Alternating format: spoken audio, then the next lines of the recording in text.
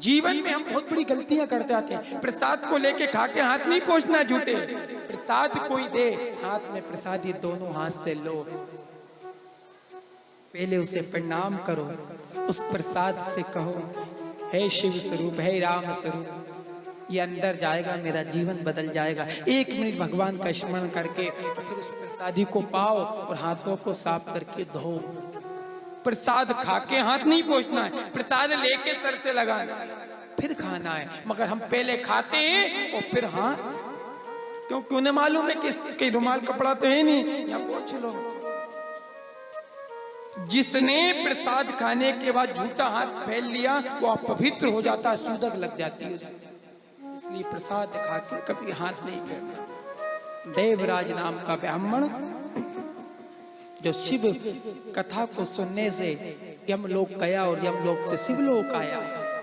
सूत जी महाराज सनकादिकों को सुनाते हैं कि हे सनकादिक ऋषियों, देवराज ब्राह्मण का भी उद्धार हुआ। मगर एक और कथा आती है कि कहते हैं कि शिव पुराण में एक बिंदुक नाम के ब्राह्मण और चंचुला नाम की ब्राह्मणी हुई है। बिंदुक नाम के ब्राह्मण और चंचुला नाम के ब्राह्मण को स्वयं शिव ने आके शिव पुराण सुनाई है। जो ये रुद्राक्ष का लिंग आपके सामने दर्शन दे रहा है, ये इसी कथा से इसका प्रादुर्भाव हुआ है। बिंदुक नाम का ब्राह्मण सदा व्यभिचारी था, सदा शिव जी से दूर था, ब्राह्मणों से देश रखता था, व्यभिचार करता था। मगर उसकी पत्नी जो साक्षात धर्मपरायण थी, मगर उसका पति दूसरी स्त्रियों का संग करता था। पत्नी भी एक दिन रास्ते से भटक गई और दोनों व्यभिचारी हो गए, पर पुरुष और पर स्त्री का संग करने लग गए। दोनों भटक गए, धीरे धीरे समय बीता, बिंदुक नाम का ब्राह्मण की मृत्यु हो गई। चंचुला नाम की ब्राह्मणी भी धीरे धीरे शरीर में ज्वर बुढ़ापा आता गया। हमने कईयों को देखा, माता भैया को जब उम्र होती है ना तो क्या कहते हैं अपनी गांव की भाषा में, सक्सेना जी बहुत गर्राता है, ऐसे ही बोलते हैं ना। यदि औलाद सुने नहीं तो रमेश दादा क्या कहना पड़ता है, ज्यादा नशा चढ़ रहा है। अपन तो अपने गांव की भाषा में बोलो। जिस समय समय वो शरीर साथ देखता है तो व्यक्ति सुनता नहीं है, मगर जब शादी हो जाती है, बच्चे हो जाते हैं, वो समय की मार पड़ती तो अकल आ जाती है।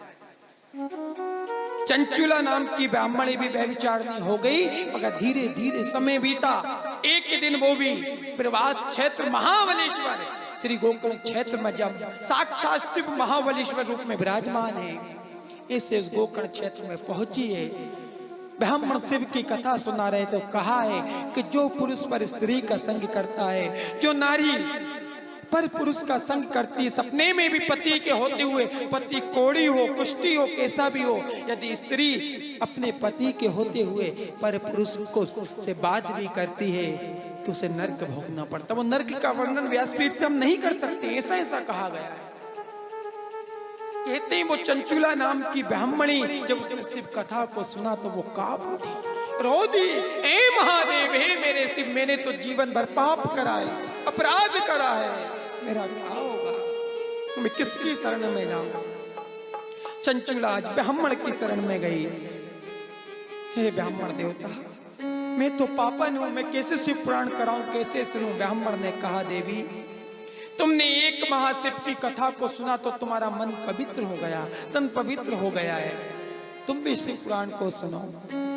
ब्राह्मणी ने शिव पुराण को बिठाया है, ब्राह्मण ने शिव पुराण की कथा सुनाई। कहते हैं 9 दिन तक चंचुला नाम के उस ब्राह्मण ने शिव कथा को सुना। वो कथा को सुन के वो सीधे शिव लोक गई। भागवत जी को सुन के हो सकता कहीं रास्ते में कोई ब्रेकर आ जाए, कोई स्टॉप आ जाए, मगर इस शिव पुराण की महिमा है, क्योंकि मेरे भोले बाबा बड़े भोले, जो मांगो वो दे देते हैं। एक बार कहते हैं एक रामलाल नाम का भैया था और एक उसकी राम प्यारी नाम की पत्नी थी। क्यों मेवाड़ा जी, नींद आ रही है क्या? तुम्हारी राम प्यारी पीछे ही तो बैठी है, हमारे को क्यों सता रहे? गोपाल कृष्ण भगवान की। रात में क्या पानी भरवाते हैं, नहीं, ये हरि कथा का प्रभाव है। एक बार सब बोलो, हरे हरे महादेव हर। कहते हैं राम नाल बैठा हुआ था, बगल से राम प्यारी गगरा भर के लाई, सामने शिव मंदिर था घर के। इनकी नहीं किरण, तुम इनकी समझ लो। हाँ, दो पति पत्नी आपस में, वो राम प्यारी बोलते हैं, वो रामलाली बोलते हैं, वो अलग बात है। तो कहते हैं राम प्यारी सुबह सुबह हेडपंप पे गई, गगरा भर के लाई, उस शिवलिंग को जल चढ़ा रही थी, इतने में राम लाल आया, ए देवी रुक जा। राम प्यारी ने कहा क्या हुआ? उन्होंने कहा हम तेरे पति हैं, पहले हम पूजन करेंगे, तू पीछे हाथ लगा। राम प्यारी ने कहा तेरा बाप भर के लाया है, हम भर के लाए, हम चढ़ाएंगे।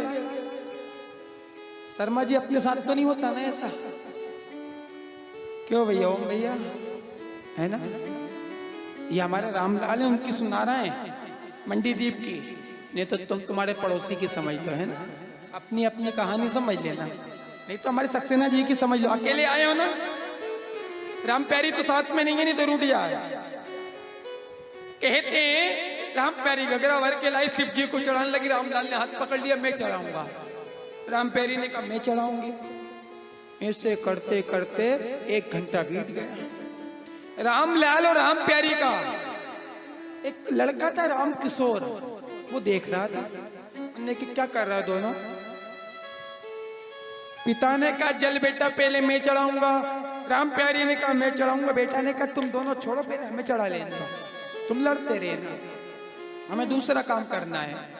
दोनों विचार ही कर रहे थे, इधर खींचते हैं इधर खींचते हैं। जैसे ही गगरा को राम प्यारी ने इधर खींचा, रामलाल ने इधर खींचा, राम किशोर ने ऊपर खींचा, वो गगरा हाथ से छूटा, वो जाके शिवलिंग पे धड़ाम से गिरा।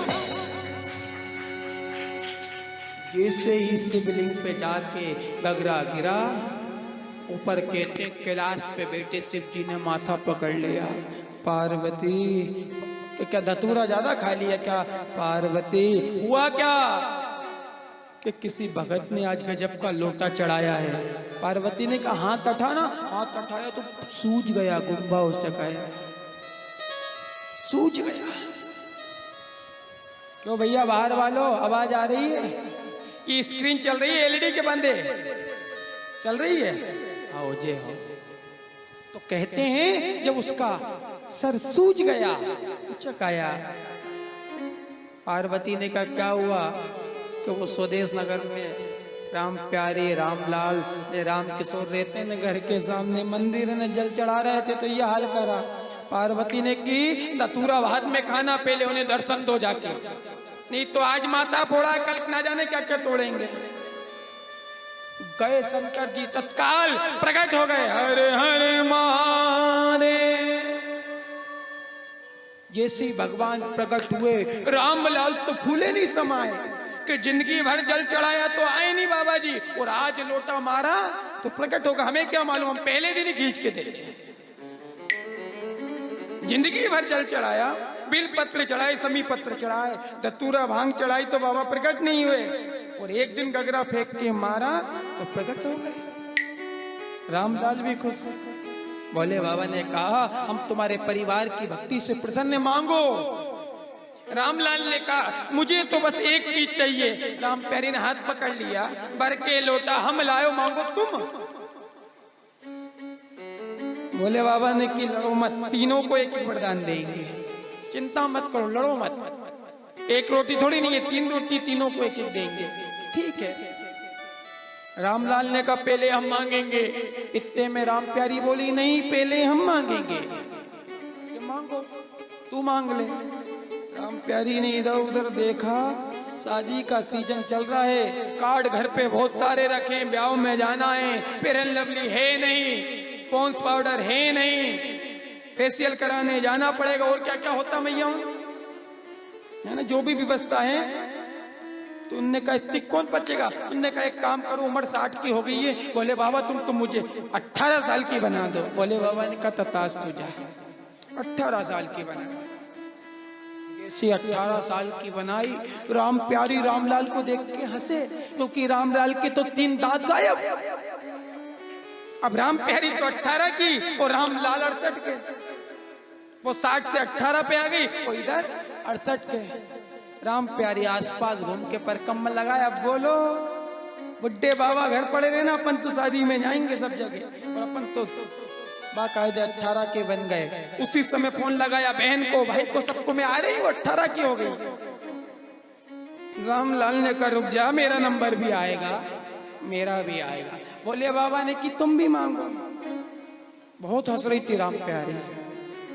रामलाल से कहा तू मांगो। रामलाल ने इधर देखा उधर देखा तो रामलाल के मंदिर के बगल में कुतिया बैठी हुई थी। क्या बैठी थी? कुतिया। क्या चाहिए? मांग रामलाल। उसी समय रामलाल ने कहा एक काम करो, मेरी राम प्यारी को तुम कुतिया बना दो, कम से कम कहीं जाएगी नहीं, यहीं पड़ी रहेगी, रोटी डालता रहूंगा। जो राम प्यारी रात दिन हंस रही थी, 18 की बन के अब वो बन गई कुतिया। और ऐसा नहीं, अभी सिद्ध करेंगे, पुराण के अंतर्गत है ये।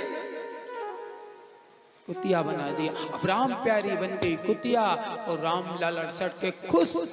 अब राम प्यारी रोए, धीरे धीरे करके रोए मन ही मन में। राम किशोर देख रहा था, बगल में औलाद जो थी देख रही थी वो कि एक 18 का बना तो एक ने कुतिया बना दिया। बोले बाबा ने कि तू भी इन्हीं की औलादे मांग ले, मांग मांग। उनने कहा इन्हें 18 का बनाया, इन्होंने कुतिया बना दिया। बोले बाबा हम दाब गए तुमसे, तुम कैलाश जाओ और हम जैसे से वैसे ही करके लौट जाओ। मेरी माँ मेरे बाप जैसे थे, राम प्यारी और रामलाल को वैसा का वैसा ही कर दो। भगवान ने तथास्तु कहा और भोलेनाथ चले गए। यही जीवन की घटना है।